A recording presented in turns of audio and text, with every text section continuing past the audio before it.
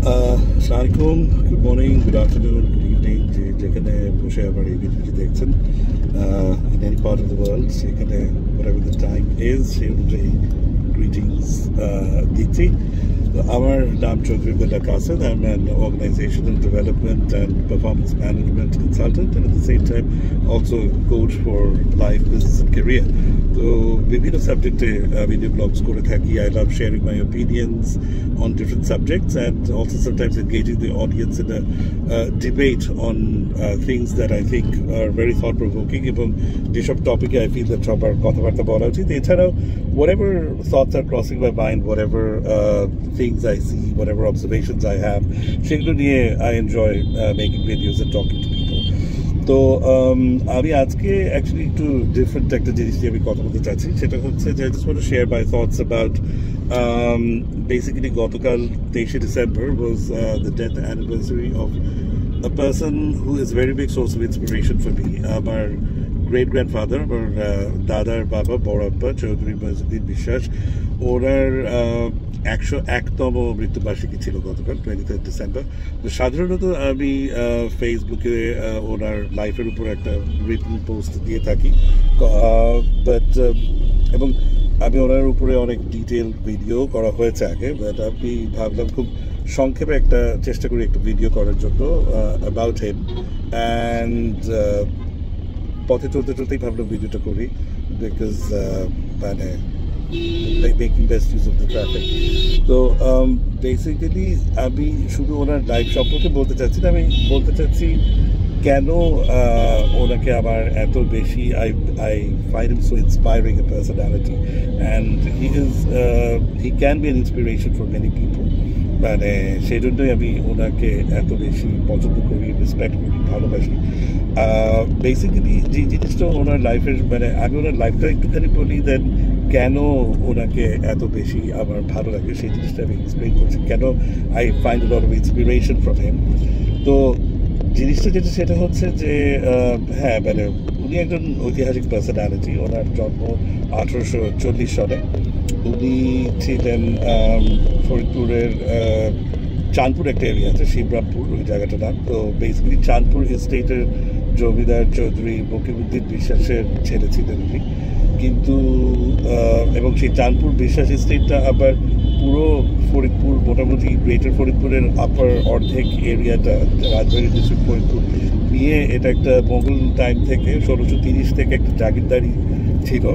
সেই জাগিরদার যিনি প্রথমে এসেছিলেন তার নাম ছিল আরাফাত আলী। উনি অ্যারাউন্ড 1630-তে জাগিরদারিটা পেয়েছিলেন। তো তারই প্রবলি 9th ডিসেন্ডেন্ট হচ্ছেন চৌধুরী মঈজউদ্দিন বিশ্বাস। তো ওনার বাবা চৌধুরী মকিবুল মানে বিশ্বাসের স্টেটটা সেই জাগিরদারি 23 ভাগের 1 ভাগ ছিল। কারণ 1757-এ যখন ব্রিটিশ বেঙ্গলকে টেক ওভার করে, তখন আস্তে আস্তে বিভিন্ন অংশ তারা রিসাইজ করতে থাকে, সবগুলো জাগিরদারিকে কেটে কেটে ছোট করতে থাকে। তো ওই জাগিরদারিটাকেও তারা মানে ফাতেহাবাদ ছিল, উত্তর ফাতেহাবাদ, ফরিদপুরের নাম আগে ফাতেহাবাদ ছিল। তো north Fatehabad was cut up into 23 pieces. তো এই 23টা ভাগ আবার আলাদা আলাদা বিভিন্ন মানে বেসিক্যালি অকশন করা হয়েছিল বিভিন্ন মানে কিছু স্থানীয় রিচ পিপল এবং কিছু ওয়েস্ট বেঙ্গলের কিছু ফ্যামিলিজের কাছে। তো সেটা থেকে আসলে কিন্তু ফরিদপুরের বেশ মানে জমিদারিগুলো ম্যাক্সিমাম তৈরি হয়। তো তার একটা অংশ ফ্যামিলি তখন যিনি ছিলেন চৌধুরী জামালউদ্দিন বিশ্বাস, মানে চৌধুরী জামালউদ্দিন বিশ্বাস নামটা ওই পয়েন্ট থেকে চলে আসে। উনি আবার এটাকে অ্যাকোয়ার করে ওই একটা এরিয়া 1790s-এ।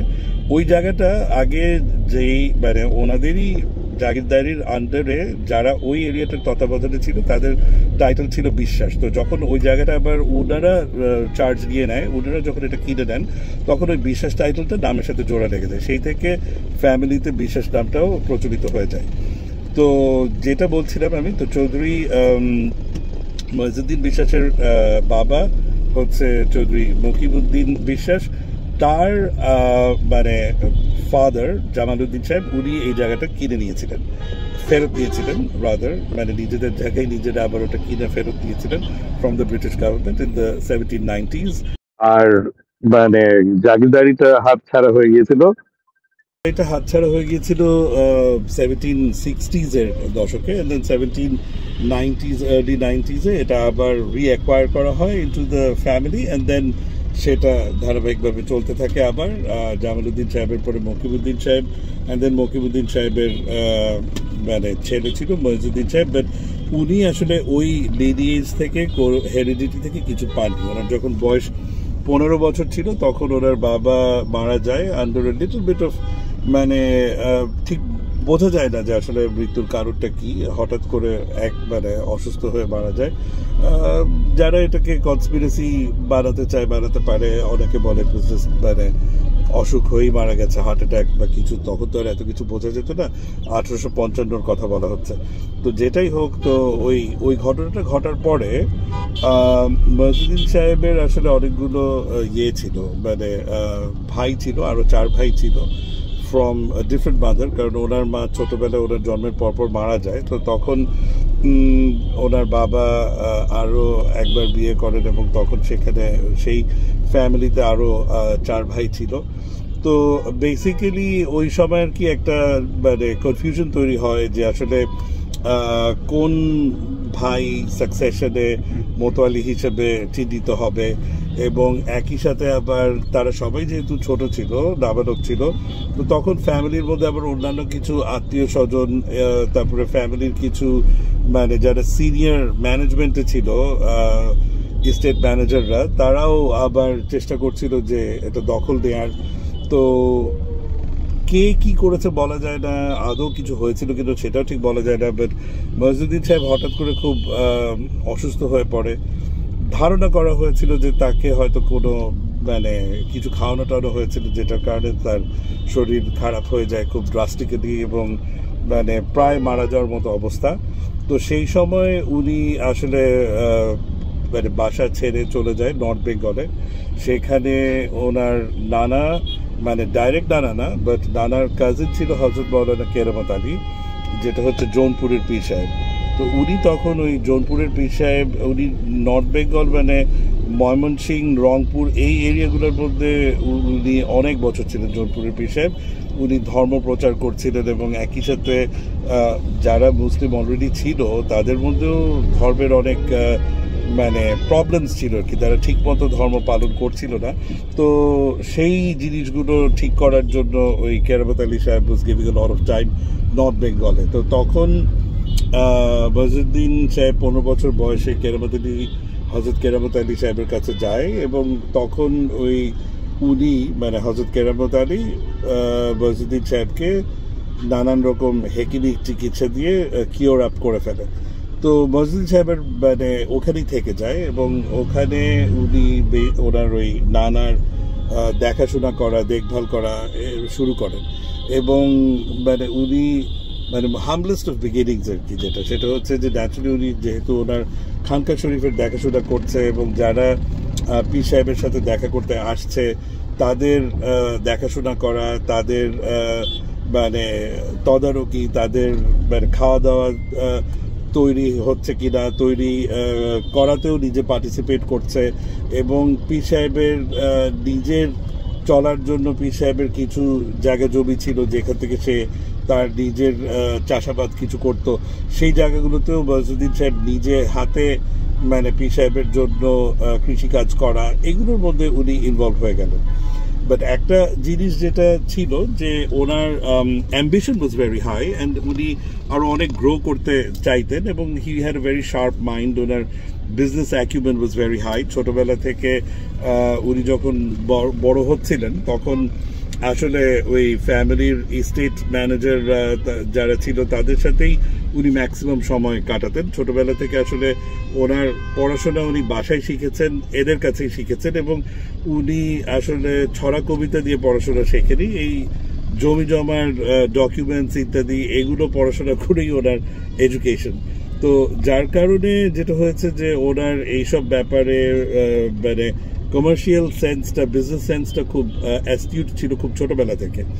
আর একবার 10-11 বছর বয়সে ওরা নানা বাড়ি থেকে লোকজন এসে ওনাকে ওই জৌনপুরের ওদিকে নিয়ে গিয়েছেন উত্তরপ্রদেশে, এবং সেখান থেকে উনি আরও মানে নর্থ ইন্ডিয়ার সেই সময় অনেকগুলো জায়গা ভিজিট করেছিলেন, মানে দিল্লি, আগ্রা, এই সমস্ত জায়গা যেখানে ওই বড় বড় মানে স্ট্যাবলিশমেন্টস যেগুলো ছিল মোগল টাইমসের বা ইভেন ব্রিটিশদের গভর্নমেন্ট বিল্ডিং টিল্ডিং সমস্ত কিছু, এগুলো দেখে ছোট 1 বছর 1.5 বছর সবাই উনি মানে নানা বাড়িতে ছিলেন, তারপর উনি ফেরত এসেছিলেন।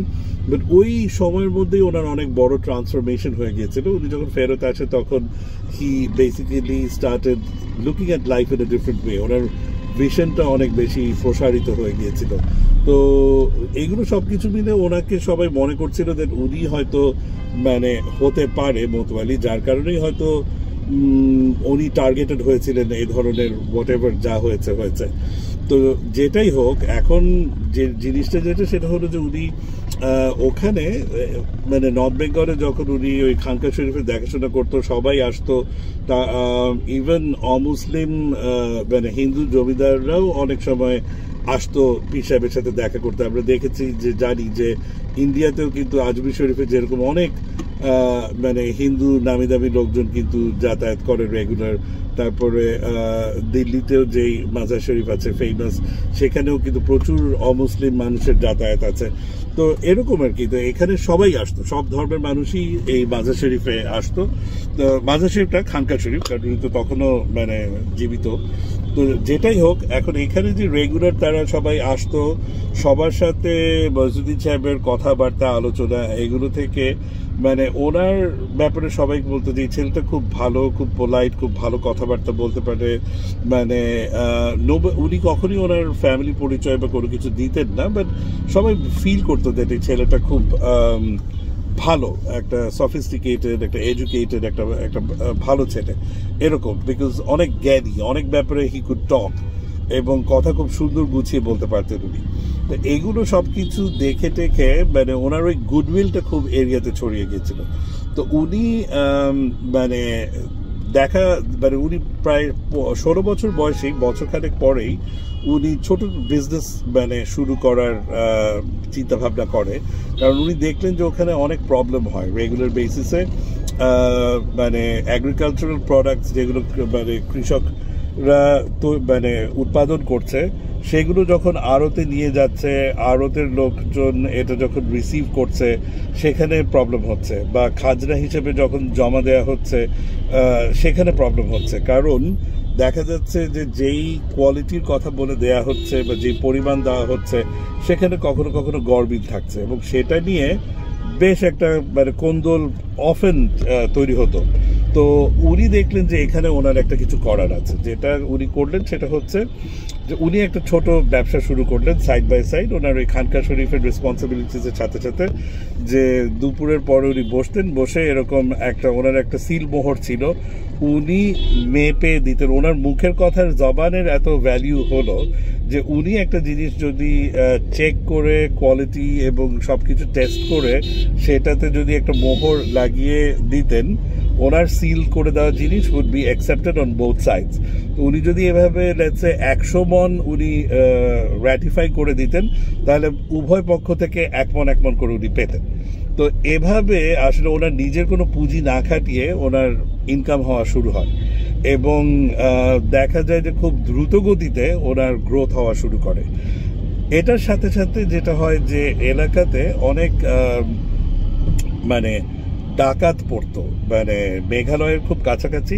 তো মেঘালয় পর্বতে ওই সন্ন্যাসী বাহিনী নামে একটা গ্রুপ ছিল, তারা আসলে নিজেদেরকে এরকম সন্ন্যাসী বলতো, ওই ঠাগির মতো, যে ঠগি টাইপের আর কি। ওরা শয়ে শয়ে নেমে আসতো এবং এসে মানুষজনদেরকে মানে একটু সর্বহারা পার্টি টাইপের আর কি, যে তারা এসে ডিমান্ড করতো যে আমরা মানে একটু অ্যাগ্রেসিভ ধরনের সন্ন্যাসী আর কি, যে তারা এসে সব কিছু লুটটুট করে নিয়ে যেত, কেউ না দিলে সেগুলো মানুষ মেরে ফেলতো প্রায়। তো এই সন্ন্যাসী বাহিনী ওই মইজুদ্দিন সাহেব থাকা অবস্থায় 2-1 বার অ্যাটাক করে। তো সেকেন্ড টাইম যখন অ্যাটাক হয় তখন উনি ওই মাজারও অ্যাটাক হয়, তো মানে খানকা শরীফ অ্যাটাক হয়।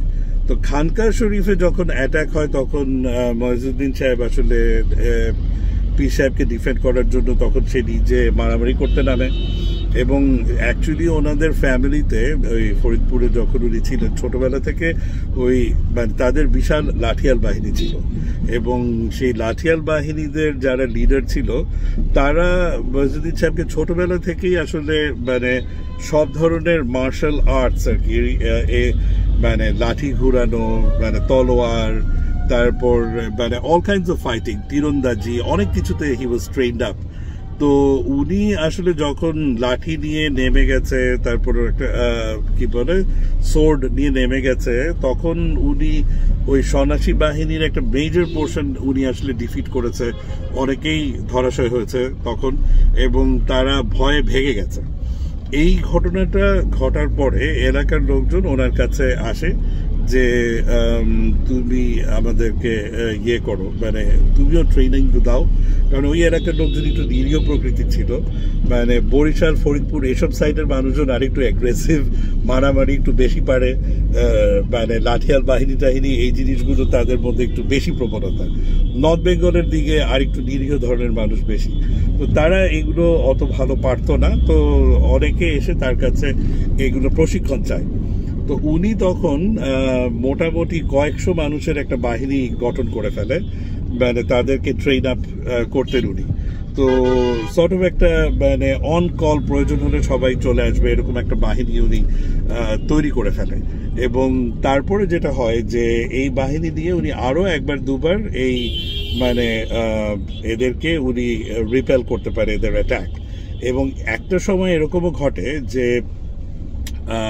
দীঘাপটিয়ার ফ্যামিলিতে, মানে তাদের যে রাজবাড়ি ছিল সেখানে এই সন্ন্যাসী বাহিনী অ্যাটাক করে, এবং সেই সময় দীঘাপটিয়ার যে মহারানী ছিল তার ছেলে ওয়াজ রুলিং জমিদার, রাজা সে ছিল, কিন্তু মানে রাজার যে বাচ্চা ছিল, মানে বাচ্চা ছেলে হয়তো 2-3 বছর 4 বছর এরকম বয়স, সেই ছেলেটাকে কিডন্যাপ করে অ্যাবডাক্ট করে ওই সন্ন্যাসী বাহিনী চলে যায়। তো তখন ওই মহারানী যিনি ছিলেন, রানী মাতা বলতো, রাজমাতা বা রানী মাতা, তো তাকে ওই মইজুদ্দিন সাহেবকে খবর দেয়া হয় যে মানে তুমি কি নিয়ে আসতে পারবে কিনা আমার মানে নাতিকে। তো মইজুদ্দিন সাহেব সেই চ্যালেঞ্জ অ্যাকসেপ্ট করেন, এবং অল্প কয়েকজন মানুষ নিয়ে তারা মোটামুটি মেঘালয় পর্বতের দিকে রওনা হয়, এবং সেই পাহাড়ি অঞ্চলে গিয়ে মানে almost cinematic, but it is true, মারামারি করে যেভাবেই হোক এই বাচ্চাটাকে রেস্কিউ করে উনি নিয়ে আসে। তো এটা হওয়ার পরে ন্যাচারালি ওই রাজমাতা ওনার উপরে খুবই প্লিজড হয়, এবং মানে বলে যে মানে তুমি মানে আমার অলমোস্ট একটা ছেলের মতো। তো মানে সবাই ওইখানে, কারণ তাকে তো সবাই চিনত, কারণ সে সবার ওই যে ব্যবসায়িক লেনদেনে তো উনি হেল্প করতেনই, তো যার কারণে হি বিকেম ভেরি পপুলার ওইখানে ওই ফ্যামিলির মধ্যেও। কিন্তু মানে দীঘাপটিয়ার রাজা আবার ব্যাপারটা এতটা পছন্দ করতেন না, বিকজ মানে উনি একটু জেলাস ফিল করতেন এই ব্যাপারে, যে আমার মা কেন তাকে এত মানে পছন্দ করে বা এত মানে ইয়ে করছে, স্নেহ করছে তাকে। তো যেটাই হোক, এর পরপরই হয়ে গেল 1857, তখন হলো সিপাহী বিপ্লব। তো সিপাহী বিপ্লব যখন ঘটে তখন ওই অঞ্চলে বেশ কিছু সিপাহীকে সাহায্য করার জন্য মইজুদ্দিন সাহেব তার বাহিনী দিয়ে হেল্প করে তাদেরকে, এবং মইজুদ্দিন সাহেব তাদেরকে হেল্প করার পরে দেখা যায় যে ওই মানে তারপরে তো বিপ্লব শেষ হয়ে যায়, তখন অ্যাকচুয়ালি ব্রিটিশরা কে কোথা থেকে মদত দিয়েছে এগুলো খোঁজাখুঁজি করছিল। তো তখন অ্যাকচুয়ালি রাজমাতা যিনি ছিলেন দীঘাপটিয়ার, উনি টেস্টিফাই করেছিলেন যে না, মইজুদ্দিন সাহেব এই এন্টায়ার 2-3 মাস সময় আমাদের বাড়িতে ছিল, বিকজ তার শরীর খারাপ ছিল, জন্ডিস, টাইফয়েড, যা কিছু ওই সময়ের রোগ চেনা পরিচিত সব কিছু সে টেস্টিফাই করেছে যে এর অনেক কঠিন মানে অসুখ বিসুখ হয়েছিল। আমি যেহেতু তাকে অনেক পছন্দ করি, আমার নাতিকে বাঁচিয়েছে, আমি তার চিকিৎসা আমাদের বাড়িতেই করিয়েছি। তো এভাবে টেস্টিফাই করাতে মানে মইজুদ্দিন সাহেব ওই সময় ব্রিটিশদের হাত থেকে বেঁচে যায়, এবং উনিও এই রাজমাতাকে মা হিসেবে সম্বোধন করে। তো এটার পরে অ্যাকচুয়ালি ওই জমিদার সাহেব আর বেশ বিরক্ত হয়ে যায় মইজুদ্দিন সাহেবের উপরে, তো মানে তখন মইজুদ্দিন ইজ জাস্ট একটা 17 বছরের ছেলে। তো তখন তাকে একটা চ্যালেঞ্জ দেয় যে আচ্ছা তোমাকে আমি একটা কাজ দিই, তুমি একটা কাজ করো আমার জন্য। তো মইজুদ্দিন সাহেব বলে কি, তো বলে যে এখানে এরকম তখন গভর্নমেন্টের একটা নিয়ম ছিল যে জঙ্গল এরিয়া যেটা আসলে ঠিক কারো অধীনে না, এটা ওই জঙ্গল সাফ করে যদি কেউ জমি তৈরি করে সেটাকে যদি এগ্রিকালচারাল ল্যান্ড বানানো যায়, তাহলে সেই এগ্রিকালচারাল ল্যান্ড আবার সরকারের কাছে পেমেন্ট দিয়ে সেই ল্যান্ডটাকে ওনারশিপ নিতে পারে। তো তখন তাকে বলে যে এখানে এরকম জঙ্গলের মধ্যে তাকে একটা এরিয়া ফিক্স করে দেয়া হয় যে এরকম এতশো একর এরিয়া তুমি আমার জন্য ক্লিয়ার করে এটা মানে একটা সার্টেন টাইমের মধ্যে করে দাও, আমি এটা গভর্নমেন্টের থেকে যদি নিতে পারি তাহলে তোমাকে এটা থেকে কিছু জমি এত একর দিয়ে দেওয়া হবে। তো মইজুদ্দিন সাহেব হি অ্যাকসেপ্টেড দ্য চ্যালেঞ্জ, কিন্তু মানে কতটুকু দিয়ে দেওয়া হবে এটার ব্যাপারে এটা আবার তাকে একটা চ্যালেঞ্জ, আরেকটা চ্যালেঞ্জ দিয়েছিল। বলেছে যে তুমি এখন একটা সময় বেঁধে দেওয়া হয়েছিল যে এই সময়ের মধ্যে তুমি জঙ্গলের মধ্যে দিয়ে যতটুকু জায়গা ঘুরে ফেরত আসতে পারবে, সো তখন তোমাকে অতখানি জায়গায় মানে দেয়া হবে। তো তখন মইজুদ্দিন সাহেব আবার সেই চ্যালেঞ্জটিও নেয়, কিন্তু ওই জায়গার ভিতরে আবার কেউ দুষ্টু বুদ্ধি দিয়েছিল মানে এই রাজাকে। তো সে কিছু ট্র্যাপ পেতে রেখেছিল, কিছু লোকজন ওখানে বসিয়ে রেখেছিল যে মইজুদ্দিন সাহেবকে প্রতিহত করবে, যেটাই হোক মারবে বা মেরে ফেলবে বা যেটাই করবে, যে সে আর ওই জঙ্গলের মধ্যে দিয়ে ওই এরিয়াটা প্রদক্ষিণ করতে পারবে না। বাট মইজুদ্দিন সাহেব আসলে খুবই স্কিলফুল ছিলেন এবং দৈহিক আকার আকৃতিও খুব ভালো ছিল তার। ইনফ্যাক্ট হি ওয়াজ অ্যাবাউট 6'7" টল এবং প্রচণ্ড শক্তিশালী ছিলেন। তো উনি মোটামুটি ওই এলাকা প্রদক্ষিণ করে ওই সময়ের মধ্যে চলে আসে, সবাইকে অবাক করে দিয়ে। তো উনি নিজেই দেখা যায় যে ওইখানে কাপল অফ 100 একর্স জায়গা উনি মানে দৌড়ে কাভার করে এনেছে ওই অল্প সময়ের মধ্যে, এবং মানুষ অনেকগুলো মানে মানুষজনকেও সে মেরে টেরে নিয়ে এসেছে, তাদেরকে মানে বেঁধে টেঁধে যে এরা আমাকে ওখানে মারার চেষ্টা করেছিল জঙ্গলের মধ্যে। তো ন্যাচুরালি রাজা তো আর বলেনি যে সে লোক পাঠিয়ে রেখেছে, হ্যাঁ এরা কারা, যাই হোক ঠিক আছে। তো এখন তো একটা কন্ডিশনের মধ্যে আটকা পড়ে গেল, তো সেটাকে আরো ডিফিকাল্ট করার জন্য সময় কমিয়ে দেওয়া হলো পুরো জায়গা এগ্রিকালচারে কনভার্ট করার জন্য। তো সেটাও মইজুদ্দিন সাহেব তার কিছু ফলোয়ার্স নিয়ে কাজটা মোটামুটি সম্পূর্ণ করে ফেলে। এবং এখানে আসলে মেইন মইজুদ্দিন সাহেব একাই মানে শত শত গাছ উনি একাই কেটেছে। তো হি ওয়াজ ভেরি ভেরি মানে মানুষ বলতো যে ওনার সাথে বোধ হয় মানে জিন টিন আছে আর কি, মানে উনি এত অলৌকিকভাবে কাজকর্ম করতেন। তো এরপর এবং ওই পীর সাহেবও তাকে অনেক দোয়া দিতেন আর কি, যে বিকজ উনি এত এত বেশি মানে ডিভোটেড ছিলেন, রিলিজিয়াস ছিলেন, পায়াস ছিলেন এবং অত্যন্ত মানে ভালো মানুষ ছিলেন। তো তারপরে যেটা হলো যে সেই সূত্রে তখন ওনাকে আবার বলা হলো যে একটা মানে নামমাত্র তোমাকে একটা মূল্য দিয়ে কিনতে হবে। তো বাই দ্যাট টাইম ওনার তো অলরেডি বিজনেস চলছে, তো উনি নামমাত্র থেকে আরো বেশি মূল্য দিয়ে ওই জায়গাটা উনি মানে সরাসরি গভর্নমেন্টের কাছ থেকে নিয়ে নিলেন। মানে যে পোর্শনটা উনি দৌড়িয়েছিলেন আর বাকিটা তো উনি ক্লিয়ার করে ইয়েকে দিয়ে দিলেন, মানে রাজার নামে ওটা উনি রাজাকে এটা দিলেন, গিফট হিসেবে দিলেন, ট্রিবিউট হিসেবে দিলেন। এবং এরপরে যেটা হলো যে ওনার পোর্শনের থেকে যে গাছ টাছগুলো কাটা হলো, এটা তো আসলে মানে এটা একটা হিসাবে ভুল করে ফেলেছিল রাজা, এবং মানে সবাই আর কি এটা বুঝতে পারেনি যদি এরকম একটা চালাকের একটা কাজ হবে। ওইখানে যে গাছ টাছগুলো ছিল সেইগুলো আবার দিয়ে উনি আবার একটা কাঠের মানে সমিলের মতো করে বসলেন, এবং এই কাঠের সেলিং এর টাকা থেকে ওনার হাতে আরো বিশাল টাকা চলে আসলো।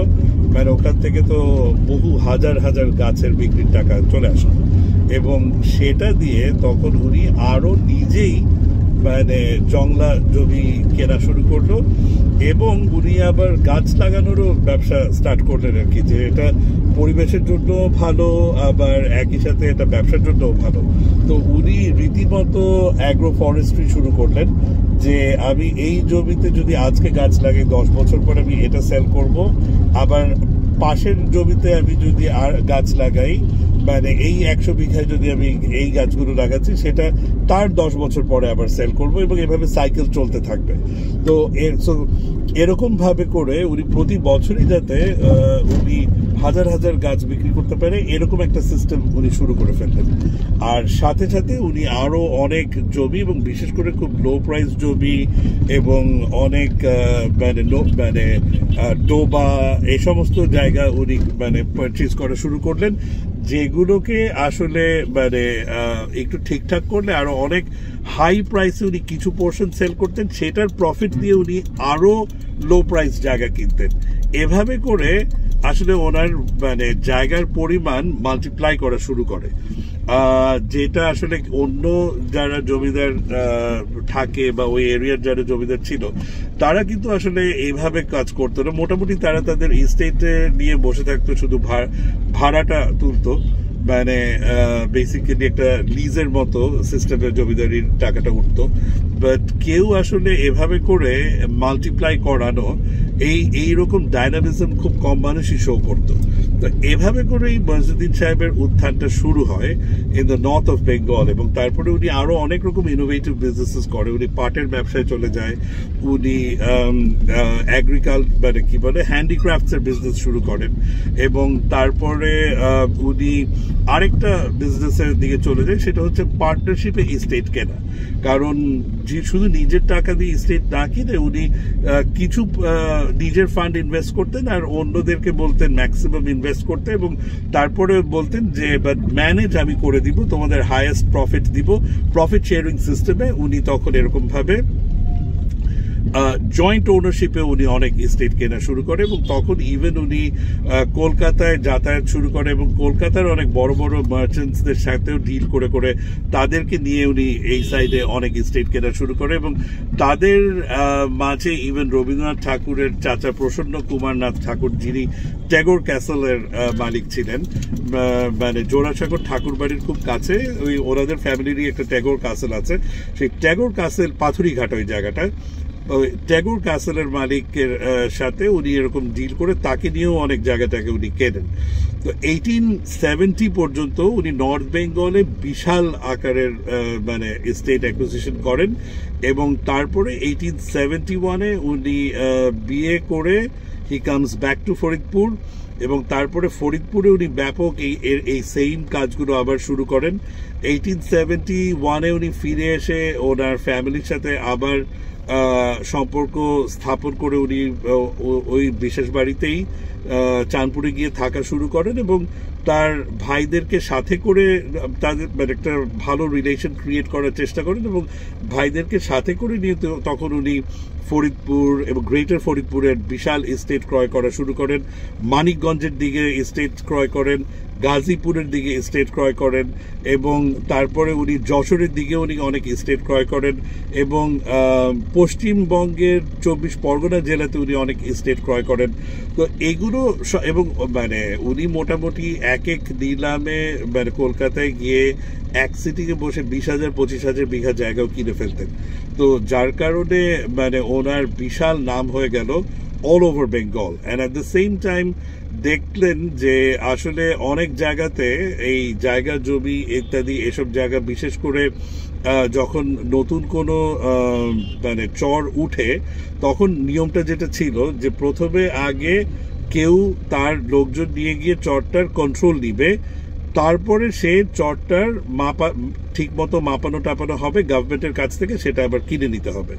বাট প্রথম রাইটটা পাবে যে গিয়ে চরটাকে সিকিউর করতে পারবে। এখান থেকে চর দখলের যে প্রবণতাটা বা কথাবার্তাটা আসে, কিন্তু আসলে চর কিন্তু দখল না, এটা অ্যাকচুয়ালি মানুষকে কিনতেই হতো, বাট প্রথমে আগে এটা দখল নিতে হতো, এবং সেই জায়গাটাতে অনেক সময় অনেক মারামারি হতো। তো এই জন্য, এবং আবার এটাও ছিল যে তখন এক জমিদার আবার অন্য জমিদারের এরিয়ার মধ্যেও মানে এক রাজত্ব আরেক রাজত্ব খেয়ে নেওয়ার চেষ্টার মতো মানে ফাইটিং চলতো বর্ডার্সে। তো এটা আমার জায়গার মধ্যে পড়ে গেছে, এটা আমার সীমানার মধ্যে পড়ে গেছে, এরকম ভাবে একটা গ্যাঞ্জাম মাঝে মাঝেই চলতো মাপামাপি নিয়ে, বিশেষ করে নদীর মাতৃক এলাকাগুলোতে যেখানে এক সাইডের থেকে মাটি ভেঙে নিয়ে ওদিকে চলে গেছে, তো তখন ওই সাইডটাও আবার এদিকে জমিদার ক্লেম করছে যে ওটা আমার জায়গা ভেঙে ওদিকে চলে গেছে, ওই সাইডের জমিদার বলছে এটা এখন আমার হয়ে গেছে। এইসব ব্যাপারগুলো নিয়ে মাঝে মাঝেই অনেক মারামারি হতো। তো সেজন্য উনি ওনার একটা খুব স্ট্রং, এবং ওনার যেহেতু বিভিন্ন জায়গায় ছড়িয়ে ছিটানো ছিল এস্টেটস, তো এগুলো ম্যানেজ করার জন্য উনি একটা বিশাল বাহিনী তৈরি করে ফেলে, এবং সেখানে ওনার প্রায় 20,000 মানুষের একটা বাহিনী উনি তৈরি করে ফেলেন। এবং তারপরে উনি এই 1870s কলকাতার সাথে ফরিদপুরের সংযোগ ইমপ্রুভ করার জন্য ইভেন রেল কানেকশনও তৈরি করেন। মানে বেসিক্যালি উনি ওনার নিজের জমি ফরিদপুর, গ্রেটার ফরিদপুর থেকে যশোরের একটা মেজর অংশ পর্যন্ত উনি ওনার জমি দেয়, বা জমি কিনে কিনে জমি দেয়, যাতে মানে গভর্নমেন্টের কাছে সেটা দিয়ে, এবং উনি নিজে ওই সাইড দিয়ে রেল বসানো শুরু করে দেয়, যাতে কলকাতার ওদিক থেকে তখন ফাইনালি গভর্নমেন্ট আর মানে উপায় না দেখে তারাও ওদিক থেকে কাজ শুরু করে। সো যৌথ এফার্টে 1870-এর দশকে রেল যোগাযোগ তৈরি হয় শিয়ালদা এবং হাওড়া স্টেশনের সাথে ফরিদপুরের। আর ফরিদপুরের এই সাইডে আমির আলী স্টেশন একটা তৈরি করা, ওটা প্রথম স্টেশন। এটা মজদুদ্দিন সাহেবের খুব ফেভারিট একটা নেফিউয়ের নামে এটা করা হয়। সো এই ঢাকারও আগে ফরিদপুরের ট্রেন স্টেশন যায়। 1882-তে উনি ওনার বাড়ি থেকে, সেখানেও অনেক প্রবলেমস হচ্ছিল, যেটা হয় ওখানে অনেক বড় ফ্যামিলি, 100-র উপরে কাজিনস ছিল, চাচাতো ভাইটাই আবার বোনের হাজব্যান্ড, এই সেই অনেক কিছু। তো ওই সব জায়গা দিয়ে অনেক রকম ঝামেলা, সারাক্ষণ কোন্দল চলতো ওখানে। তো 1882-তে উনি ফরিদপুর সিটিতে মুভ করেন। উনি প্রথম মুসলমান ব্যক্তি যিনি ফরিদপুর সিটিতে এসে বাসা স্থাপন করেন। সেখানেও তাকে অনেক বাধা দেওয়া হয়েছিল, এবং ফরিদপুরে আসার আগে ফরিদপুরের অন্যান্য যারা অমুসলিম জমিদার যারা ছিলেন তারা আসলে চাননি যে কোনো মুসলমান জমিদার এসে ফরিদপুরে বড় কোনো কিছু স্ট্যাবলিশ করুক। তো তারা সবাই মিলে ওনাকে প্রতিহত করার চেষ্টা করে, এবং বর্তমানে ডিগ্রির চর এলাকাতে বিশাল যুদ্ধ হয়। তাদের 14 জন জমিদারের সম্মিলিত বাহিনীর এগেইনস্টে ওনার বাহিনী নিয়ে মানে যুদ্ধ হয়, এবং সেই যুদ্ধে মজদুদ্দিন সাহেব জয়ী হন, এবং তাদেরকে দিয়ে একটা মানে চুক্তিনামা সই করানো হয় যে তারা মজদুদ্দিন সাহেবকে কোনোভাবে প্রতিহত করবে না বা ফার্দার ডিস্টারবেন্স ক্রিয়েট করবে না। মজদুদ্দিন সাহেব ফরিদপুরে আসবেন, জমি ক্রয় করবেন, এবং উনি নিজেকে স্ট্যাবলিশ করবেন। এটার পরে 1882-তে মজদুদ্দিন সাহেব ফরিদপুরে এন্ট্রি করেন, এবং প্রথম মজদুদ্দিন হাই স্কুলটা উনি তৈরি করেন। বেসিক্যালি স্কুল হিসাবে না, ওটা ওনার টেম্পোরারি বাসা হিসাবে তৈরি করা হয়। এবং তারপরে 1883-তে বর্তমানে যেখানে ওনার বাড়ি মঞ্জিল, সেখানে প্রথমে মসজিদের কাজ হাতে নেয়, এবং তার সাথে সাথে বাসার কাজ হাতে নেওয়া হয়। 1885-তে মোটামুটি বাসা, মসজিদ সবকিছুর কাজ কমপ্লিট হয়, এবং উনি আসলে ফরিদপুরে ওই সময় মুসলমান যারা ছিল বা কেউ আসলে থাকতো না, মানে পাকা বাড়ি কোনো কিছু ছিল না, ছোট ছোট কিছু মানে ওই টিনের বাসা, ছোনের বাসা ছিল শহরের চারিপাশ দিয়ে। তো উনি প্রথম দালান করলেন, এবং উনি প্রায় 250-র উপরে বাড়ি বানালেন, এবং সেখানে ভাড়া সিস্টেমে সেগুলো উনি দিয়ে দিলেন, যে বিভিন্ন মুসলিম ফ্যামিলি প্রফেশনালস, কেউ ডাক্তার, কেউ লয়ার, তাদেরকে উনি ইনভাইট করলেন যে তোমরা আসো, থাকা শুরু করো এই শহরে। এবং উনি এই নিয়ম যেগুলো ছিল যে মুসলমান কেউ জুতো পরে শহরের মধ্যে হাঁটতে পারবে না, নামাজ পড়তে পারবে না, জুম্মার নামাজ হবে না, ঈদের নামাজ হবে না, এগুলো সব কিছু উনি চেঞ্জ করলেন। এবং ছিল যে মুসলমান ফ্যামিলির কেউ স্কুলে যেতে পারবে না, হিন্দু ফ্যামিলির কারোর সাথে পাশে বসতে পারবে না, একই কুয়া থেকে খেতে পারবে না, কোরবানি দিতে পারবে না, এই ধরনের সব নিয়মগুলো উনি চেঞ্জ করলেন। ইনফ্যাক্ট এই ধরনের নিয়মগুলো শুধু মুসলমানদের এগেইনস্টেই ছিল না, এই ধরনের নিয়মগুলো ইনফ্যাক্ট ওই সময় যারা মানে নিম্ন গোত্রের হিন্দু যারা ছিল তাদের এগেইনস্টেও ছিল। তো উনি যখন এগুলো সবার জন্যই উনি এই ধরনের নিয়ম উঠিয়ে দিলেন, তো তখন হি বিকেম ভেরি পপুলার মানে সব কমিউনিটির মধ্যে, এবং তারপর উনি প্রায় 20 থেকে 25 হাজারের মতো হ্যান্ডলুম ইত্যাদি সাপ্লাই করলেন লোকের মধ্যে যারা আন্ডার প্রিভিলেজ ছিল, হিন্দু মুসলমান নির্বিশেষে সবার মধ্যেই উনি দিলেন, এবং তাদেরকে দিয়ে উনি একটা ব্যবসা শুরু করলেন। যে সো বেসিক্যালি অলমোস্ট লাইক সর্বপ্রথম মানে একটা এনজিও টাইপের কোঅপারেটিভ সোসাইটি ধরনের একটা কিছু উনি শুরু করেছিলেন, এবং দ্যাট বিকেম ভেরি সাকসেসফুল। সেটা থেকে কার্পেট এটা সেটা অনেক ধরনের জিনিসপাতি তৈরির কাজ উনি শুরু করলেন ফরিদপুরে, এবং এগুলা এক্সপোর্টও হতো। এবং উনি ঘাসের বিজনেসও শুরু করলেন। উনি ঘাস এক্সপোর্ট করতেন, মানে স্পেশাল ধরনের ঘাস তৈরি হতো যেটা দিয়ে অনেক কিছু বানানো যেত, যেটা গরু খেলে গরুর দুধের কোয়ালিটি ভালো হতো। এগুলো উনি আবার রিসার্চ করে বের করলেন, এবং সেগুলো উনি আবার তখন মানে 80,000 বিঘা ওয়াজ ডেডিকেটেড অনলি ফর এই ঘাস প্রোডাকশন। তো মানে এভাবে করে করে ওনার life and expansion is amazing. সব জায়গা একসাথে করলে প্রায় 4,000 বর্গ কিলোমিটারের এস্টেট ওনার তৈরি হয়, যেটা অলমোস্ট 1 মিলিয়ন মানে একর্স। সো মানে প্রায় 10 লক্ষ একরের কাছাকাছি এই এরিয়া ওনার, মানে সবগুলো ডিস্ট্রিক্টের সবগুলো অংশ যদি একসাথে করা যেত। তো উনি মানে হি পজিশন হিমসেলফ ভেরি সুন, মানে 1880-90 দশকের মধ্যেই মোটামুটি অবিভক্ত ইন্ডিয়ার মানে প্রায় 7,000 মেজর লেভেল 1 স্টেটের টপ 200-250 স্টেটের মধ্যে উনি স্থান করে নিতে পারলেন। এবং ওই যে 7,000 স্টেটের ভিতরে কিন্তু সেই 560টা যে রাজা মহারাজাদের যে প্রিন্সলি স্টেট ছিল সেগুলো ইনক্লুডেড। তো সেগুলো সহ প্রায় 7,000 স্টেটের ভিতর উনি টপ 2 to 250 স্টেটসের মধ্যে নিজের জায়গা করে নিতে পারতেন। তো হি ওয়াজ এ ফ্যান্টাস্টিক মানে পার্সন, এবং এই সময়ের মধ্যে কিন্তু ওনার উপর আরও অনেক শত্রুতা হয়েছে, অনেক মানুষ ওনাকে মারার চেষ্টা করেছে, মানে 8-10 বার ওনার উপরে কিন্তু মানে মার্ডার অ্যাটেম্প্ট হয়েছে। এবং উনি 1920-তে ওনার 80 বছর বয়সে ওনার উপরে মার্ডার অ্যাটেম্প্ট হয়েছিল, খুব খারাপভাবে। ওনার একটা পুরা মানে মানে ক্যারাভ্যান নিয়ে উনি যাচ্ছিলেন, বিল নালিয়া একটা জায়গাতে ওনাকে ধরে বাঁশডলা দেওয়া হয়েছিল, ওনার হাত পা ভেঙে দেওয়া হয়েছিল। সেখান থেকে উনি অলৌকিকভাবে আলহামদুলিল্লাহ বেঁচে উঠেন। ওখানে ওনাকে মারার আগেও সেখানে উনি 20-25 জন ওনার অ্যাটাকার ডাকাতদেরকে উনি মানে প্রতিহত করতে পেরেছিলেন। তারপরেও ওনাকে মেরে টেরে এই অবস্থায় করে ফেলে। তো সেখান থেকে উনি কিন্তু 8-10 মাস মানে অলমোস্ট প্যারালাইসিস হয়ে গিয়েছিল, মানে 40-50টা জায়গায় হাড্ডি ভাঙা হয়েছিল। ওই বয়সে উনি রিকাভারি করে মোটামুটি কিন্তু আবার সুস্থ হয়ে যান বছর খানেকের মধ্যে, এবং পরবর্তীতে উনি 1923-তে ইন্তেকাল করেন। এগুলো সব কিছুর পাশাপাশি আরও কিছু জিনিস বলতে হবে। ওনার পলিটিক্সে অনেক বড় অবদান ছিল। 1882-83 সালে অম্বিকাচরণ মজুমদারের সাথে করে উনি স্টার্ট করেন Faridpur people's association of Faridpur, যেটা হচ্ছে পূর্ববঙ্গের সর্বপ্রথম পলিটিক্যাল পার্টি। এবং পরবর্তীতে ওই Ambikacharan Majumdar played a big role ওই কংগ্রেসের স্টার্টিংয়ের সময়, এবং সেই সূত্রে ওনার কংগ্রেসের যারা প্রতিষ্ঠাতা ছিল তাদের সাথে ওনার ভালো পরিচয় হয়।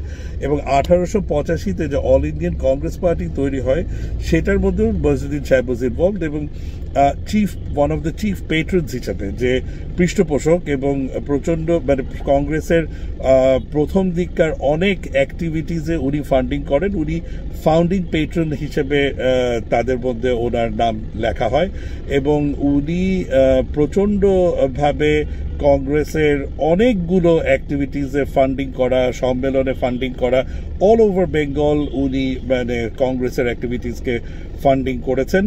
এবং 1906 যখন বেঙ্গল ভাগ হয় বঙ্গভঙ্গ, তো ওটার আগে মুসলিম লীগ তৈরি হয়েছিল, সেখানেও ওনাকে ইনভাইট করা হয়েছিল মুসলিম লীগে জয়েন করার জন্য, কিন্তু উনি সেই প্রোগ্রামে পার্টিসিপেট করেছিলেন। এবং উনি একটা বক্তব্য রেখেছিলেন যে মুসলিম লীগের উদ্দেশ্য ছিল যে তৎকালীন ব্রিটিশ সরকারের সাথে একটা কোঅপারেশন মেনটেন করে মুসলমানদের লাইফস্টাইলটা ইমপ্রুভ করানো যায় কিনা।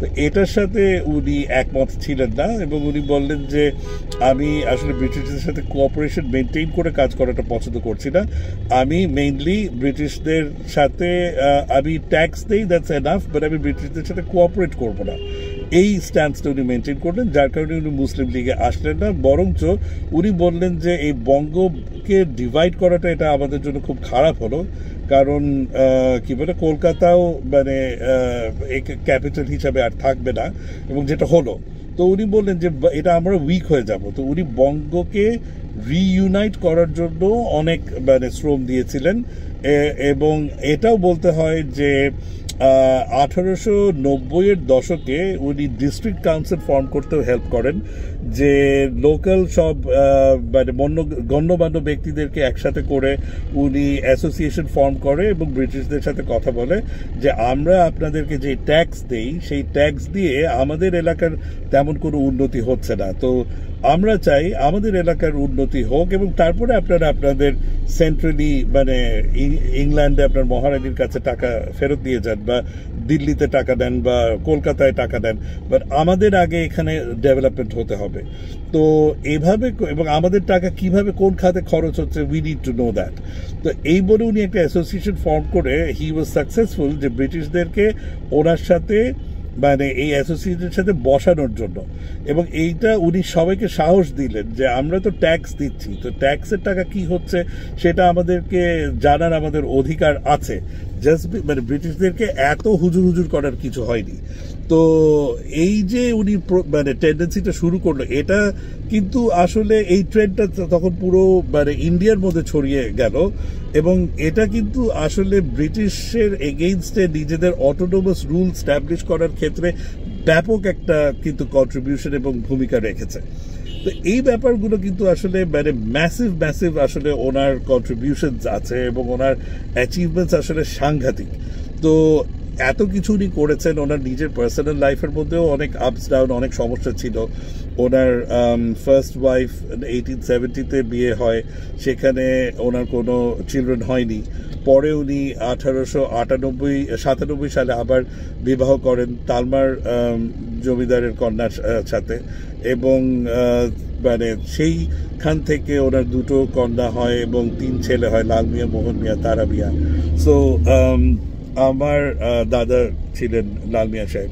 তো বেসিক্যালি এই যে পুরো স্টোরিটা আপনারা, এবং এর মধ্যে আরো অনেক কিছু আছে ন্যাচুরালি। উনি প্রায় 55টার উপরে যুদ্ধে ডাইরেক্ট পার্টিসিপেট করেছেন, এবং মানে অ্যাডভেঞ্চারের কোনো শেষ নেই আসলে, এবং ওনার প্রত্যেকটা জায়গাতেই মানে বিশাল সব ঘটনা, এবং ওনার বিয়ে নিয়েও এক্সাইটিং ঘটনা আছে। যে উনি যখন বিয়ে করতে চেয়েছিলেন প্রথমে বেগম শারাফাতুন্নেসা, তার বাবা আইনুদ্দিন ব্যাপারী, যেহেতু তখনও তার ফ্যামিলি পরিচয় বা কি উনি তখনও নর্থ বেঙ্গলে এটা মানে কি বলে জানতো না, তো বিয়ে দিতে চায় নাই। এবং ওই বেগম শারাফাতুন্নেসার ভাই মানে নিজাম ব্যাপারী, সে খুব রেগে মেগে মসজিদ সাহেবের একটা বড় আড়ত আগুন লাগিয়ে দিয়েছিলেন। তারপরে মসজিদ সাহেব কিছু করেন নাই, কোনো রিটালিয়েট করেনি, বরঞ্চ বেসিক্যালি বিকজ তাদের সাথে একটা পার্টনারশিপে উনি একটা স্টেট মানে ইয়ে করেছিলেন, ম্যানেজ করতেন তাদের একটা স্টেট নর্থ বেঙ্গলে, ময়মনসিংহে। তো একটা ফ্লাড হয়ে যখন সেই স্টেট মানে ধ্বংস হয়ে যায় 1870-তে, তখন তারা ওই যে ট্যাক্স দিতে পারবে না, সানসেট লতে পড়ে যাবে, এই নিয়ে খুব দৌড়াদৌড়িতে ছিল। পীর সাহেবের কাছে হেল্প চায়, পীর সাহেব তখন তাকে ওই ফ্যামিলিকে টাকা এনে দেয় কোথা থেকে, দেড় নো। বছর খানেক পরে পীর সাহেব যখন দেখছে that he is very sick and he might not live, তখন উনি ওদেরকে ডেকে বলেছে যে তোমরা তো এরকম মইজুদ্দিনের মানে আড়ত পুড়িয়ে দিয়েছো, এটা করেছো, ওটা করেছো, বাট তোমাদের স্টেট কিন্তু বাঁচিয়েছে সে, উনি কিন্তু টাকা দিয়েছে। তো এটার পরে আসলে তারা খুব লজ্জিত হয়ে তাকে বলে যে আই এম সো সরি, মানে তুমি যদি চাও আমার মেয়েকে বিয়ে করতে পারো।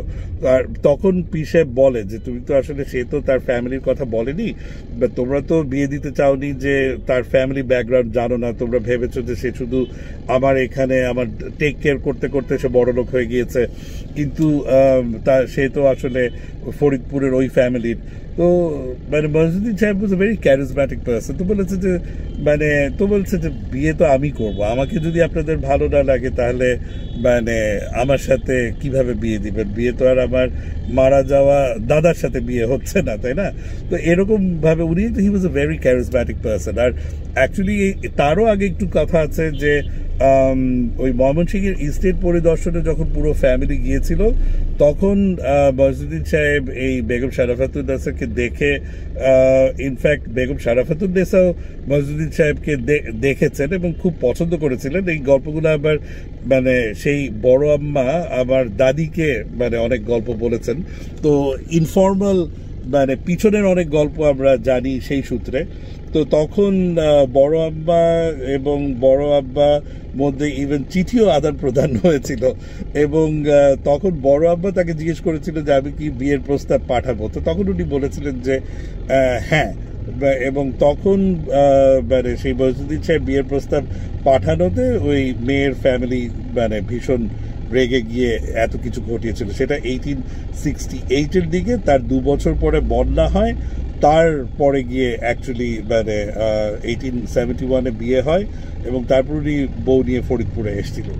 তো ওনার আসলে লাইফের প্রত্যেকটা ফেজে ফেজে যা কিছু ঘটেছে সেটাই একটা খুব মানে আলোড়ন তৈরি করার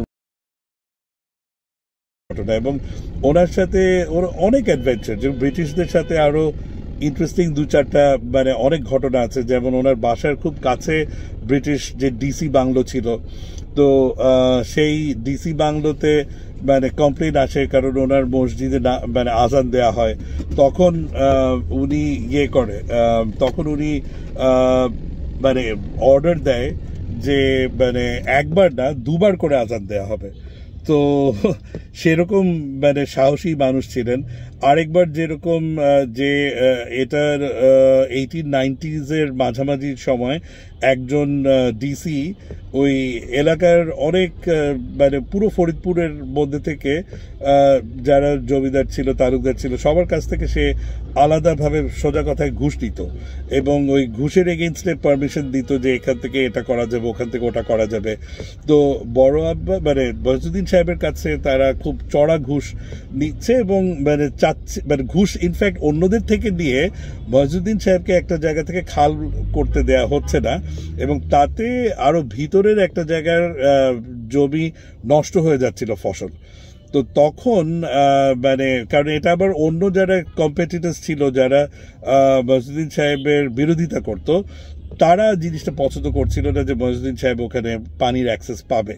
তো তখন মজনুদ্দিন সাহেব ওই মানে কি বলে সেই ডিস্ট্রিক্ট কমিশনারের যখন আসলো, ডিস্ট্রিক্ট ম্যাজিস্ট্রেট বলা হতো তখন, ফ্যামিলি ইউকে থেকে বেড়াতে আসলো ফরিদপুরে, তখন উনি তাদেরকে অনেক গহনাগাটি গিফট করে।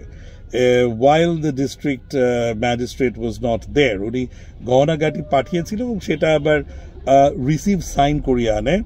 সেই রিসিভ সাইন উনি মানে গভর্নরের কাছে পাঠিয়ে দেয় এবং যে এ ধরনের জিনিস ওনারা আমাদের থেকে চায় এবং মানে রিসিভ সাইন সহ যখন যায় ফ্যামিলি থেকে, যে ফ্যামিলি রিসিভ করেছে আমাদের থেকে এরকম গহনাগাটি, তখন মানে ইনফ্যাক্ট এটা পুরো ডায়মন্ডের বিশাল সেট ছিল। তো এইটার পরে ওই ডিস্ট্রিক্ট ম্যাজিস্ট্রেটের অর্ডার হয় যে রিভোক, বেসিক্যালি তাকে ফরিদপুর থেকে সরিয়ে নেওয়া হয় এবং ইনফ্যাক্ট তার চাকরি চলে যায়। তো এই ঘটনাটার পরে যারাই ফরিদপুরে আসতো, মানে অন্যান্য জায়গায় দেখা যেত যে ব্রিটিশদের কাছে সবাই হুজুর হুজুর করতো, বাট এখানে জিনিসটা পুরো উল্টো হয়ে গেল। সবাই মানে ব্রিটিশরা এসে ওনাকে বরঞ্চ সৌভিও করে চলতো। আবার আরেকটা এরকম ঘটনা আছে যে তখন এই ফরিদপুরের মধ্যে দিয়ে মোটামুটি পদ্মার যত শাখা প্রশাখা গিয়েছে এবং মানিকগঞ্জ এবং ঢাকার মাঝখানের যেই পদ্মার পোর্শনটা, এটা আসলে কিন্তু আগে ইজারা হতো। তো 100 years-এর ইজারা লিজে কিন্তু মানে মজনুদ্দিন সাহেব নিয়েছিলেন। আর ভিতরের যে মানে চ্যানেলগুলো ছিল এগুলো উনি মালিকই ছিলেন, কারণ এগুলো আসলে ওই জমির মধ্যে থেকে খাল তৈরি হয়ে যেত এই চ্যানেলগুলো।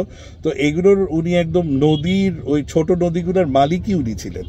তো উনি যেটা হলো যে ওই শাখা প্রশাখা দিয়ে যেখানে বড় নদীর সাথে জোড়া লাগে, ওই লঞ্চ মানে ফরিদপুরের সিএনবি ঘাটের ওখান থেকে লঞ্চ গেছে, তো লঞ্চের সব লোকজনদেরকে নামিয়ে ব্রিটিশ কিছু অফিসার উঠেছে। তো এইটা উনি খবর পাওয়ার পরে উনি যেখানে গিয়ে বড় নদীর সাথে মানে জয়েন হচ্ছে ওইখানে উনি কয়েকশো নৌকা এবং সাম্পান দিয়ে ব্লক করে দেয়। ব্লক করে দিয়ে বলে যে এই ব্রিটিশ অফিসারদেরকে এখান থেকে নামাও। তো উনি নামিয়ে সাম্পানে করে তাদের আবার মানে ফরিদপুরে ফেরত নিয়ে আসে, এবং যারা অ্যাকচুয়ালি টিকিট কাটা ছিল লঞ্চে তাদেরকে উনি সেই জাহাজে উঠিয়ে দেয়। স্টিমার ছিল, লঞ্চ না, বড় জাহাজ। তো তারপরে সেটা ঢাকার নারায়ণগঞ্জের উদ্দেশ্যে আসে। তো এইটা নিয়ে ওই ন্যাচুরালি ব্রিটিশ অফিসাররা ভীষণ খেপে টেপে গিয়ে কেস করে দিয়েছিল ওনার নামে।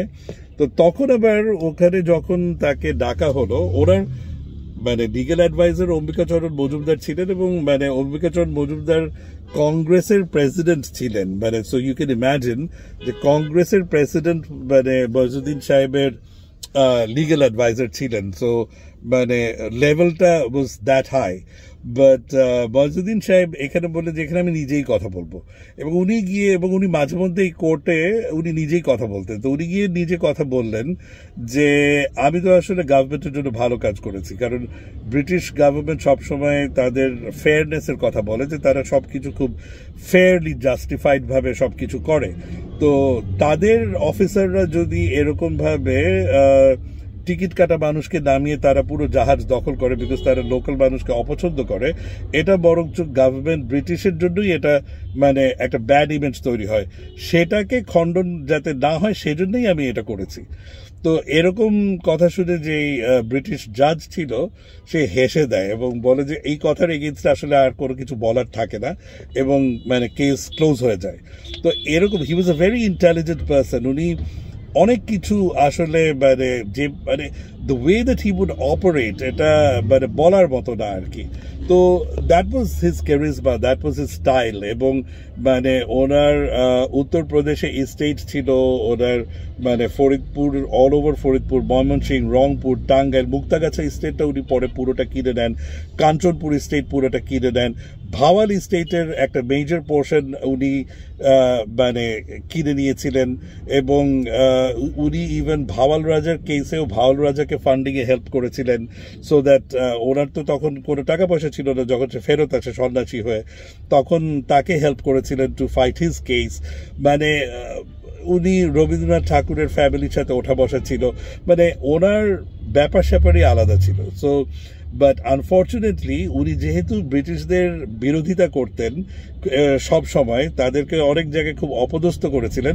সো ব্রিটিশরা আসলে ওনাকে একটু অবমাননা করতো, এবং ওনার সুখ্যাতির কথা সেভাবে করে পাবলিসিটি করতো না, লিখতো না।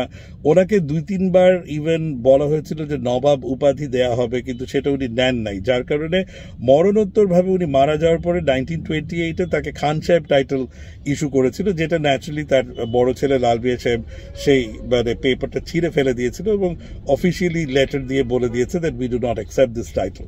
তো বাট এগুলো ভাবে ওনাকে মানে অনেকভাবে ছোট করার চেষ্টা করা হতো। বাট এবং মানে পাবলিসিটির দিকটা ভালো মতো মানে উনিও খুব পাবলিসিটি পছন্দ করতেন না, উনি পিছন থেকে কাজ করতে পছন্দ করতেন, উনি খুব একটা ঢাকঢোল পিটাতেন না, খুব সিম্পল লাইফস্টাইল পছন্দ করতেন। এবং ইভেন ওনার বাড়িও যেটা উনি বানিয়েছেন আরও অনেক বেশি ল্যাভিশলি বানানোর কথা সবাই ওনাকে বলেছিল।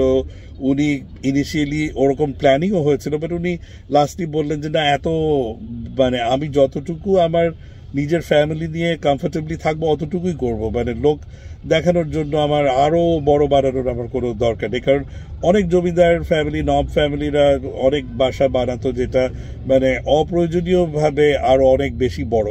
তো তারপরেও যেটা আছে boys Manzil, it's a very fantastic house. মানে মোটামুটি বিল্ডিং মধ্যে মেইন বিল্ডিংয়ে 20টি রুম আছে, আশেপাশে আরও 20টা রুম আছে। সো এবং পুরো জায়গাটা একসময় প্রায় 60 একর জায়গা নিয়েছিল। পরে অবশ্য ব্রিটিশরা ইচ্ছা করে করে মাঝখান থেকে এই রাস্তা ওই রাস্তা বানিয়ে কেটে কুটে জায়গাটাকে একটু ছোট করে ফেলে। তো ইনফ্যাক্ট সার্কিট হাউস, ইঞ্জিনিয়ারের বাসা অপোজিটে, তারপরে এসপির বাসা, এগুলো সব আসলে ওই বয়েজ মঞ্জিলেরই প্রাঙ্গণের এরিয়া ছিল। এগুলোই কেটে কেটে এগুলো সব আলাদা তৈরি হয়েছে। তো যেটা হোক, এখন মূলত মইজউদ্দিন সাহেবের কথা তো বললাম, আই এম শিওর ওনার কথা শুনতে শুনতে মানুষ যে শুনবে সে অটোমেটিক্যালি ফিল করবে যে of course he is a very inspiring personality. But আপনি ওনার সবগুলো অ্যাসপেক্ট যদি চিন্তা করেন, ও বাই দ্য ওয়ে উনি প্রায় 27টার মতো স্কুল বানিয়েছেন, মাদ্রাসা বানিয়েছেন, এতিমখানা বানিয়েছেন, 12টা মসজিদ বানিয়েছেন। উনি ওনার 12টা ডিস্ট্রিক্টে ওনার জমিদারি ছিল। তো প্রত্যেকটা ডিস্ট্রিক্টের একটা আলাদা অফিস ছিল, মানে পুরো বর্তমানের একটা কর্পোরেট স্টাইলে উনি ম্যানেজ করতেন। সেই মানে প্রত্যেকটাতে ম্যানেজার ছিল, এবং সেখানে হিন্দু ছিল, মুসলিম ছিল। ওনার এগুলোর ব্যাপারে হি ওয়াজ ভেরি মানে জেনারেস উইথ এভরিথিং, এবং মানে খুবই সেকুলার মাইন্ডেড ছিলেন, নিজে অনেক ধর্মীয় ছিলেন। উনি প্রথম জুম্মার নামাজ অর্গানাইজ করে ফরিদপুরে আমাদের বাড়ির মসজিদে, ঈদের নামাজ উনি অর্গানাইজ করে, প্রথম আজান ওনার কণ্ঠে হয়। তো হি was a very religious person, পীর সাহেবের মুরিদ ছিলেন, কিন্তু খুব সেকুলার ছিলেন, সব ধর্মের মানুষকে একসাথে নিয়ে কাজ করতেন। উনি স্কলারশিপ দিতেন যাতে মানুষ মানে কলকাতায় গিয়ে পড়াশোনা করতে পারে, দিল্লিতে গিয়ে পড়াশোনা করতে পারে, আলিগড়ে গিয়ে পড়াশোনা করতে পারে, এবং ম্যাক্সিমাম স্কলারশিপ কিন্তু অমুসলিম মেধাবী ছাত্ররাই পেয়েছে। তো এবং উনি মানে এটাকে হেভিলি প্রমোট করেছে। ডক্টর জগজীবন চ্যাটার্জি, তারপরে এরকম অনেকে আছে যারা কিন্তু ওনার থেকে স্কলারশিপ নিয়ে পড়াশোনা মানে করেছে। তো মানে হি ওয়াজ আ ফ্যান্টাস্টিক পার্সন। তারপরে যেটা বললাম যে প্রায় 25,000 মানুষকে হ্যান্ডলুম কিনে দিয়েছে, বিভিন্ন পটারির আইটেমস কিনে দিয়েছে, উনি হ্যান্ডিক্রাফটসের ইন্ডাস্ট্রি তৈরি করেছে, সব ধর্মের মানুষকে উনি হেল্প করেছেন, এবং ইনফ্রাস্ট্রাকচারালি স্কুল কলেজের সাথে সাথে উনি কয়েকশো কিলোমিটার রাস্তা বানিয়েছেন। আমি মানে বর্তমানের পিচঢালা রাস্তার কথা বলছি না, ইটের রাস্তা বা ইভেন মাটির রাস্তাও, যেখানে জাস্ট ক্ষেত আছে, ক্ষেতের মধ্যে দিয়ে প্রপার মাটির রাস্তা যেটা অ্যাটলিস্ট ঘোড়াগাড়ি যেতে পারে, এরকম সিস্টেম উনি করেছে অল ওভার ফরিদপুর। উনি অনেকগুলো ব্রিজ নির্মাণ করেছে, সাঁকো নির্মাণ করেছে, উনি ফেরি সিস্টেম করেছে। যেই সময় মেকানাইজড ফেরি ছিল না, সেই সময় এরকম বড় ভেলার মতো যেখানে অন্তত 8-10টা গরু গাড়ি উঠতে পারে, এরকম সিস্টেম করে এদিকে দড়ি ওদিকে দড়ি দিয়ে টেনে পার করে নেওয়া যাচ্ছে ছোট ছোট চ্যানেলগুলোতে, এরকম ফেরি সিস্টেম করেছে উনি, মানে কালভার্টস বানিয়েছে। তো মইজউদ্দিন শাহ, এবং মানে মোটামুটি রাজবাড়ী ডিস্ট্রিক্ট, ফরিদপুর, এগুলো অনেকগুলো জায়গায় উনি বাদ দিয়েছিলেন যাতে নদী ভাঙন প্রতিরোধ করা যায়, যাতে বন্যা প্রতিরোধ করা যায়, কারণ তখন পদ্মা আরো অনেক ডেঞ্জারাস ছিল। তো মানে ওনার মোটামুটি হোয়াট এভার, এবং ওনার ব্যবসায়িক ইনকাম, জমিদারি ইনকাম থেকে উনি ম্যাক্সিমামটাই কিন্তু আসলে এলাকার উন্নতি, ডিস্ট্রিক্টের উন্নতি, মানুষের উন্নতিতে উনি খরচ করতেন, এবং এটাই ছিল ওনার আনন্দের ব্যাপার। এবং সবকিছু মিলে, এবং দ্য ওয়ে, সেই সময় কিন্তু এত ইজি ছিল না গ্রো করা। একজন মুসলমান বিজনেস পার্সন কে মানে উঠতে সহজে দেয়া হতো না ওই টাইমে, এবং ব্রিটিশদের এগেইনস্টে থেকে, এবং মানে অনেকগুলো জমিদার ফ্যামিলি উঠেছে, কিন্তু অনেক ক্ষেত্রে দেখা গেছে যে 2 প্রজন্ম 3 প্রজন্ম ধরে উত্থান হয়েছে, কিন্তু উনি এক প্রজন্মে 50-60 বছরের ভিতরে মানে মানে ওনার বাবার থেকে তো উনি কিছু পাননি।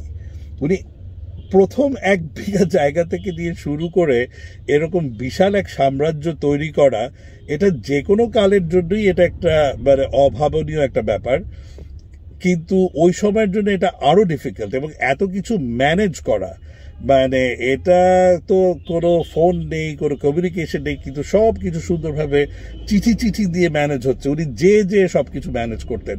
So lot of things to learn from him, এবং খুবই মানে অল ওভার ফরিদপুর এখনো মানুষ সব ওনাকে অনেক শ্রদ্ধা করে, সবাই ওনাকে বলে যে উনি একটা অত্যন্ত ভালো মানুষ ছিলেন। এবং উনি সবসময় বলতেন যে খারাপ কাজ তো করাই যায়, খারাপ না কোনো খারাপ কাজ করে ভালো থাকাটার মধ্যেই কৃতিত্ব বেশি। এবং উনি ওই মানে সবসময় ধর্মীয় মূল্যবোধটাকে অলওয়েজ উপরে রাখতেন, যার কারণে ন্যাচারালি উনি ড্রিঙ্কিং, অ্যালকোহল নিজে করতেন না, অ্যালাউ করতেন না ওনার এরিয়ার মধ্যে। উনি ওনার বাড়িতে কিন্তু কোনো ধরনের এরকম কোনো সিস্টেম রাখেননি, ওই যে কি বলে ওই যে জলসা ঘর বা মানে মদ খাওয়া খাওয়ি, এগুলো কোনো সময় ওয়াজ নেভার অ্যালাউড ওনার প্রেমিসেসে। তো মানে সব দিক থেকে he was really an iconic person. এবং মানে ছোটবেলা থেকে আসলে আমি ওনার সম্পর্কে অনেক রিসার্চ করেছি, তথ্য সংগ্রহ করেছি, অনেক কিছু যেটা ফ্যামিলির মধ্যেও অজানা তথ্য ছিল সেগুলোও আমি বিভিন্ন সোর্স থেকে কালেক্ট করেছি। তো ওনার সম্পর্কে আমি যত জিজ্ঞেস করেছি, যত জেনেছি, আমার ওনার প্রতি সম্মান এবং ওনার প্রতি মানে কি বলবো, একটা মানে আশ্চর্য হওয়াটা শুধু ততই বেড়েছে। এবং আমি মনে করি যে সত্যি মানে ওনার মতো এরকম একটা পার্সোনালিটি এটা বলার মতো না। এবং মানে ওনার যেই সব কোয়ালিটি ছিল সেই কোয়ালিটির অল্প 1-2% যদি মানে কারোর মধ্যে থাকে, সে লাইফে অনেক দূর যেতে পারবে। ইটস ভেরি আনফর্চুনেট দ্যাট ওনার করে যাওয়া এত কিছু ন্যাচারালি 1950s এর পর থেকে যখন স্টেট অ্যাকুইজিশন হলো, জমিদারি উচ্ছেদ অ্যাক্ট হলো, পরবর্তীতে একটা একটু মানে সোশ্যালিজম ড্রাইভের মতো হলো, প্রপার্টি অ্যাকুইজিশন হয়ে গেল। তো ন্যাচারালি তার ফ্যামিলির আমরা যারা আছি, আমরা মানে তার রেখে যাওয়া যা করে যাওয়া কিছুর মানে 1%ও আমাদের কাছে নেই। কিন্তু এটাও মানে দুঃখজনক বা আই উড রাদার সে লজ্জাজনকও যে তার সবাই মিলে এখন ফ্যামিলিতে কয়েকশো মানুষ মিলেও মানে হয়তো ওনার 1%ও হওয়া পসিবল না।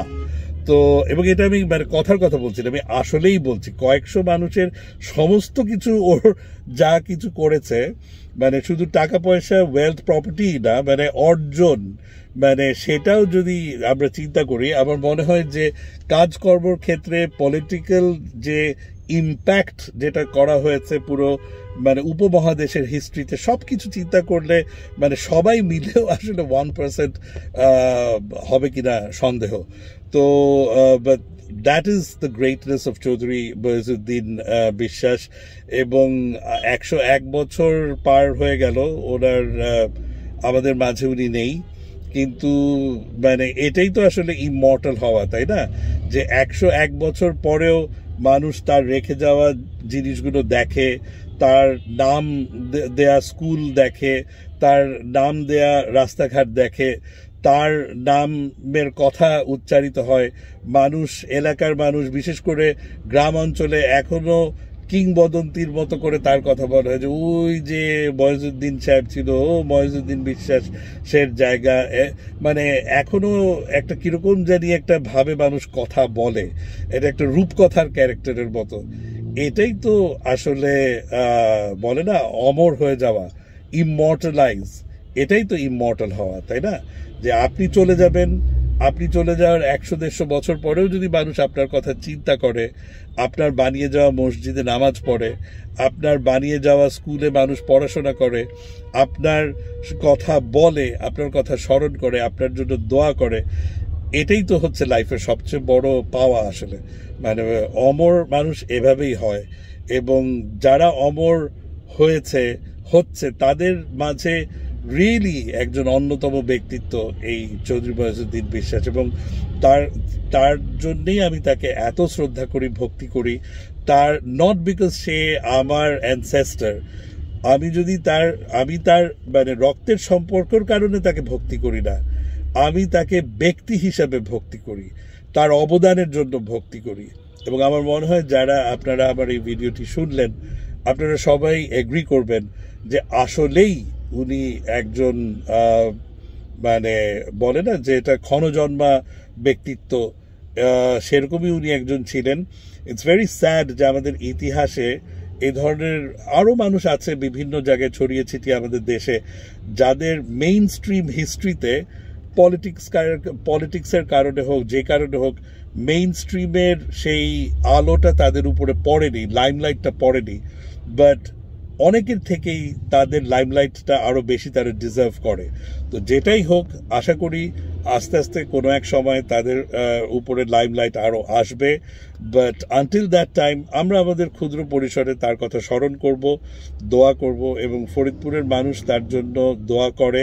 এবং আশা করি সব দোয়া যাতে ওনার উপর মানে বর্ষিত হয়, আল্লাহ যাতে ওনাকে বেহেশতে নসিব করেন। আই হোপ ডেফিনেটলি ইনশাল্লাহ তাই হবে। এবং মইজুদ্দিন সাহেবের যেই ভালো এক্সাম্পলসগুলো আছে যেটা উনি রেখে গেছেন, সেটা শুধু তার ফ্যামিলি না, ফ্যামিলির বাইরেও এটা সবার জন্য অনুকরণীয়।